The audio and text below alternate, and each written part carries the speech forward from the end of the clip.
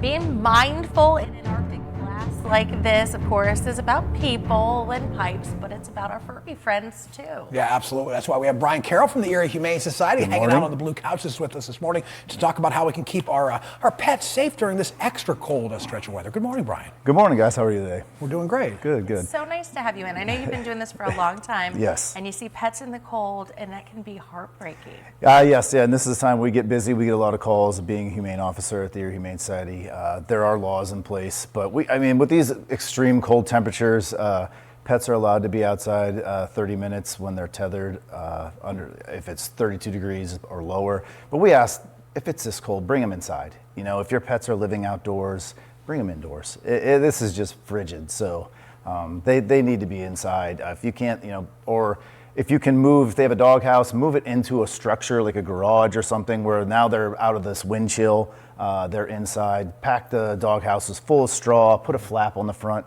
Make sure the doghouse is sufficient size for the dog to fit inside, but is also small enough that that dog can retain body heat while it is inside. And now the dogs that do live for the most part inside, of course, have to get outside for various things. So how do pet owners take care of their furry friends? In those instances, we use 10, 15 minutes as a guideline for their dogs or pets to go outside, do their business outdoors. I don't think they want to be out there any longer than this. I know my dog's rushing right back to the door as soon as he's doing his business. So, just be mindful about the amount of time. The pads of their feet can get frostbite quickly. I see dogs will pick their feet up in this cold temperatures when they're touching that snow. They can get frostbite pretty quick. And we always remind people too, you need to wipe their paws off when they come back inside. Yes, dry them off, get the snow off from in between the pads, and take care of their feet. You mentioned, Brian, those them maybe kind of protecting their paws is one sign that things are getting too cold, because the dogs in a lot of cases love the snow and they're going to stay out there for longer than they should. So what does a pet owner look for that the dog may be just getting a little too cold?